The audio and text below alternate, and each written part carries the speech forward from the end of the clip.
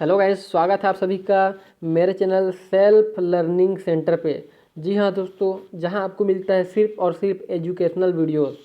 दोस्तों, जैसा कि आप लोगों ने थंबनेल में देखा होगा, आज हम लोग छत्तीसगढ़ में मौर्य काल के बारे में पढ़ेंगे फ्रेंड्स।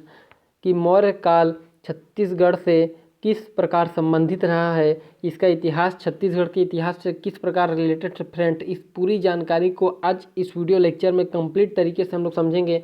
साथ ही साथ ये वीडियो इसलिए भी इम्पोर्टेंट हो जाता है फ्रेंड्स, क्योंकि इस टॉपिक से CGPSC मेंस में एक क्वेश्चन और प्री में भी दोस्तों किसी एग्ज़ाम में एक क्वेश्चन आए हुए हैं, जिसका आखिरी में आपको क्वेश्चन, इस वीडियो के लास्ट में आपको क्वेश्चंस मिलेगा फ्रेंड्स। आपको पता चलेगा कि किस तरीके के क्वेश्चंस इस टॉपिक से आते हैं और आ सकते हैं। तो वीडियो को जल्दी से शुरू करते हैं फ्रेंड्स। पूरा वीडियो देखिएगा ताकि आपका मौर्य काल से संबंधित छत्तीसगढ़ में किसी प्रकार का डाउट ना रहे फ्रेंड्स। तो चलिए शुरू करते हैं। मौर्य काल। दोस्तों, मौर्य काल का जो समय था वो था 322 ईसा पूर्व से 185 ईसा पूर्व। किसी किसी एग्ज़ाम में दोस्तों को जो लो लेवल के एग्ज़ाम होते हैं, यानी कि आप देख लें D ग्रेड के एग्ज़ाम होते हैं या सहायक ग्रेड वगैरह इस टाइप के कोई एग्ज़ाम होते हैं, तो उसमें सन ज़्यादातर पूछे जाते हैं फ्रेंड्स। तो आपको ये पता होना चाहिए कि जो मौर्य काल का था, जो समय था वो 322 ईसा पूर्व से 185 ईसा पूर्व था फ्रेंड्स। अब देखते हैं इस मौर्य काल के बारे में क्या क्या जानकारी है हमें छत्तीसगढ़ से रिलेटेड। तो विभिन्न ऐतिहासिक एवं पुरातात्विक साक्ष्यों के अनुसार छत्तीसगढ़ के उत्तरी भाग मौर्य साम्राज्य का हिस्सा था तथा शेष छत्तीसगढ़ का भाग कलिंग देश का हिस्सा था फ्रेंड्स। यहाँ आपको एक चीज़ समझना है कि जब ऐतिहासिक साक्ष्य हमको छत्तीसगढ़ से मिले हैं, मान लीजिए यहाँ पर एक मैं इस तरीके से बनाऊँ, यहाँ पर आप समझ जाइए, ये पूर्व, ये पश्चिम, ये उत्तर, ये दक्षिण। तो देखिए दोस्तों, जो ऐतिहासिक साक्ष्य हमको छत्तीसगढ़ से मिले हैं उसके अनुसार छत्तीसगढ़ का जो उत्तरी भाग था फ्रेंड्स, यहाँ पर मैं कलर चेंज कर लेता हूँ। छत्तीसगढ़ का जो उत्तरी भाग था वो मौर्य साम्राज्य का हिस्सा था फ्रेंड्स, मौर्य साम्राज्य का हिस्सा था। और जो छत्तीसगढ़ का दक्षिणी भाग था वो कलिंग देश का हिस्सा था। दक्षिणी भाग बोल सकते हैं या उत्तरी भाग को छोड़कर शेष जितने भी भाग बचते हैं वो सब कलिंग देश का हिस्सा था फ्रेंड्स। तो इसकी जानकारी हमको जो मिलती है वो कलिंग शिलालेख से मिलती है, जो कि आगे मैं बताऊंगा। तो आपको ये समझना है कि जो ऐतिहासिक साक्ष्य मिलते हैं उसके अनुसार जो हमारे छत्तीसगढ़ में उत्तरी भाग से जो जानकारी मिलती है कि उत्तर का भाग जो था छत्तीसगढ़ का वो मौर्य काल से या मौर्य साम्राज्य से संबंधित रहा है। लेकिन जो उत्तर भाग को छोड़कर बाकी जितने भी भाग छत्तीसगढ़ में शेष बचे वो कलिंग देश का हिस्सा था। लेकिन जैसा कि हम सभी जानते हैं दोस्तों, सम्राट अशोक जो कि मौर्य काल के एक महत्वपूर्ण शासक हुए फ्रेंड्स, सम्राट अशोक ने कलिंग देश में जीत हासिल कर लेने के बाद ही संपूर्ण छत्तीसगढ़ मौर्य साम्राज्य में शामिल हो गया था फ्रेंड्स। यानी कि जो सम्राट अशोक थे उन्होंने कलिंग देश पर आक्रमण किया था और कलिंग देश को जीत लिया था। तो कलिंग देश को जीतने के बाद दोस्तों क्या हुआ, छत्तीसगढ़ में जो संपूर्ण छत्तीसगढ़ जो था वो मौर्य साम्राज्य का हिस्सा बन गया था फ्रेंड्स। लेकिन सवाल यहाँ पर आता है फ्रेंड्स कि आपसे इस तरीके से पूछेगा, निम्नलिखित कथन में सही का चयन कीजिए। पहला आपको दे देगा फ्रेंड्स, छत्तीसगढ़ का उत्तरी भाग मौर्य साम्राज्य में सम्मिलित था, जो कि सही होगा फ्रेंड्स। दूसरा दे देगा, छत्तीसगढ़ का उत्तरी भाग मौर्य साम्राज्य का हिस्सा था, इसकी जानकारी हमें कलिंग शिलालेख से मिलती है दोस्तों। तो वो जो दूसरा ऑप्शन रहेगा वो गलत हो जाएगा फ्रेंड्स। इस तरीके का कुछ क्वेश्चन बनता है इसमें, जो आपको मैं बताऊंगा आगे चल के। इसमें आगे चलते हैं फ्रेंड्स, एक महत्वपूर्ण जानकारी देख लेते हैं कि कलिंग शिलालेख, जैसा कि मैंने पहले बताया है फ्रेंड्स, कलिंग शिलालेख से हमें यह जानकारी मिलती है कि छत्तीसगढ़ का मध्य एवं दक्षिण भाग कलिंग देश का हिस्सा था, परंतु इस बात की जानकारी नहीं मिलती कि उत्तरी भाग मौर्य साम्राज्य का हिस्सा था। मतलब वही फ्रेंड्स कि हमको ये तो पता चलता है कि जो ये मध्य का भाग है, दक्षिण का भाग है, यानी कि ये जो शेष पूरा भाग है वो कलिंग देश का हिस्सा था। इसकी जानकारी कलिंग शिलालेख से हमको मिलती है फ्रेंड्स। लेकिन उत्तरी भाग जो था मौर्य साम्राज्य का हिस्सा था, जो हमको पता चलता है, लेकिन इसकी जानकारी कलिंग शिलालेख में नहीं मिलती। तो ये सवाल यहाँ से एक बनता है फ्रेंड्स, आपको यहाँ पर से याद रखना है।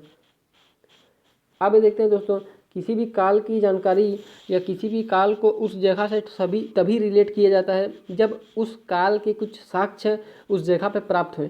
उसी प्रकार दोस्तों छत्तीसगढ़ से भी मौर्य काल के कुछ साक्ष्य प्राप्त हुए हैं, जिनमें सबसे प्रमुख जो साक्ष्य वो सिक्का है फ्रेंड्स।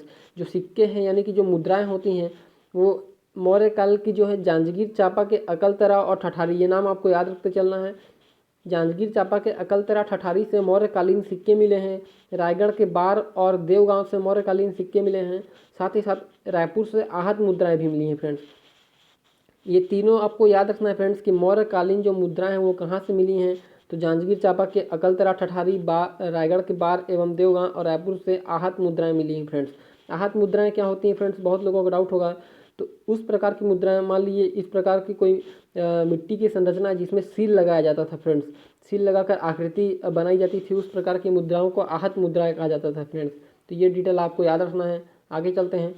यात्रा वृत्तांत, मतलब इस काल के समय किसी ने यात्रा की थी या यात्रा से संबंधित कुछ उसमें रचना हुई थी, तो उसमें यहाँ पर हमको जानकारी मिलती है फ्रेंड्स कि इस काल के जो साक्ष्य हैं वो हेन त्सोंग की रचना, जो कि चीनी यात्री था फ्रेंड्स, जो कि भारत आया था बौद्ध धर्म के प्रचार के लिए। साथ ही साथ छत्तीसगढ़ की भी इसने यात्रा की थी, जिसका मैं आपको आगे डिटेल बताऊंगा नेक्स्ट वीडियो में। हेन त्सोंग किसके काल में आया था, जानकारी के लिए आप लोग ये याद रख सकते हैं कि महाश्रीगुप्त बालार्जुन जो कि पांडु वंश के थे, उनके काल में हेन त्सोंग छत्तीसगढ़ की यात्रा की थी फ्रेंड्स, जो कि सिरपुर और मल्हार की यात्रा की थी। तो इसी हेन त्सोंग की जो रचना है फ्रेंड्स, सी यूकी में मौर्य काल के बारे में जानकारी हमको मिलती है। तो ये आपको याद रखना है यात्रा वृत्तांत। तीसरा है दोस्तों शैल चित्र। शैल चित्र क्या है फ्रेंड्स, रामगढ़ सरगुजा की पहाड़ी, जैसा कि हम सब जानते हैं कि रामगढ़ सरगुजा की पहाड़ी में स्थित है। रामगढ़ सरगुजा की पहाड़ी में स्थित एक जोगीमारा की गुफा है फ्रेंड्स। उस जोगीमारा की गुफा जो है वो जो मौर्यकालीन स्थल, यानी कि वहाँ मौर्य काल के साक्ष्य मिले हैं। इस गुफा में नर्तक देवदत्त एवं नर्तिका सुपनुका के प्रेम गाथा का वर्णन है। प्रेम गाथा की जो भाषा है वो पाली है और लिपि जो है वो ब्राह्मी है। तो आपको ये डिटेल याद रखना है फ्रेंड्स कि जो शैल चित्र हमको मिले हैं वो रामगढ़ की जो पहाड़ी में है जोगीमारा की गुफा, उससे पता चलता है कि मौर्य काल कहीं ना कहीं छत्तीसगढ़ से जुड़ा हुआ है, क्योंकि उस समय जो भाषा थी दोस्तों वो पाली भाषा में, वहाँ हमको जो प्रेम गाथा का वर्णन मिला है नर्तक देवदत्त और नर्तिका सुतनुका के।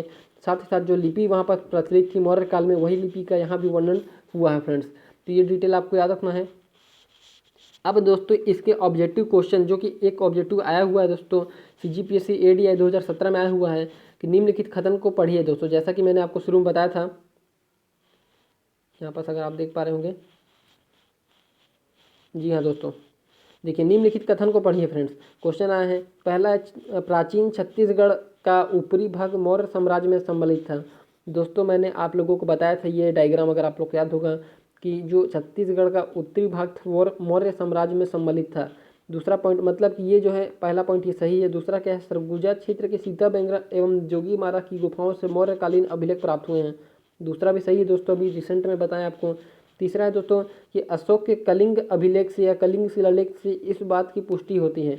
तो दोस्तों अशोक के कलिंग शिलालेख से इस बात की पुष्टि नहीं होती है कि छत्तीसगढ़ का उत्तरी भाग मौर्य साम्राज्य का हिस्सा था। तो दोस्तों इसका आंसर हो जाएगा 1 और 2, यानी कि बी। इसका आंसर बी है दोस्तों, जो कि करेक्ट आंसर होगा। आप लोगों को समझ में आ गया होगा दोस्तों कि क्वेश्चन किस प्रकार से बनते हैं। अब एक क्वेश्चन जो तो CGPSC मेंस 2012 में आया था, जो कि 4 नंबर का था और वर्ड लिमिट थे उसके 60। इसमें पूछा था दोस्तों कि किन आधारों पर यह कहा जा सकता है कि छत्तीसगढ़ मौर्य साम्राज्य में सम्मिलित था। तो दोस्तों जितना भी डिटेल मैंने आप लोगों को बताया, यहाँ अगर आप लोगों ने देखा होगा कि मौर्य काल के बारे में ये डिटेल दोस्तों मैंने बताया आपको। इसके बाद मौर्यकालीन साक्ष्य क्या क्या मिले हैं दोस्तों, ये मैंने आपको बताया। तो ये सभी आपको वहाँ पर अच्छे से अरेंज करके लिखना है। साथ ही साथ दोस्तों किसने यात्रा की थी, कौन कौन से शैल चित्र मिले हैं या कहाँ मिले हैं दोस्तों, तो ये इस प्रकार के जो डिटेल है वो सभी इस सवाल में इंक्लूड करना था। तो ये जो 4 नंबर का था 60 शब्दों में, ये कंप्लीट होता आपका पूरा आंसर दोस्तों। तो एक बार क्वेश्चन आया है तो निश्चित ही कभी भी रिपीट हो सकता है फ्रेंड्स। तो आपको इस टॉपिक को अच्छे से पढ़ना है फ्रेंड्स। वीडियो को अच्छे से 1-2 बार देख लीजिए। और वीडियो कैसा लगा दोस्तों कमेंट करके ज़रूर बताएं। अगर कोई डाउट होगा दोस्तों तो ज़रूर कमेंट करें और अपने दोस्तों तक वीडियो को शेयर करें तथा लाइक करें। और दोस्तों आप अपने चैनल सेल्फ लर्निंग सेंटर को ज़रूर सब्सक्राइब करें फ्रेंड्स। वीडियो में अंत तक बने रहने के लिए आप लोगों का बहुत बहुत शुक्रिया दोस्तों।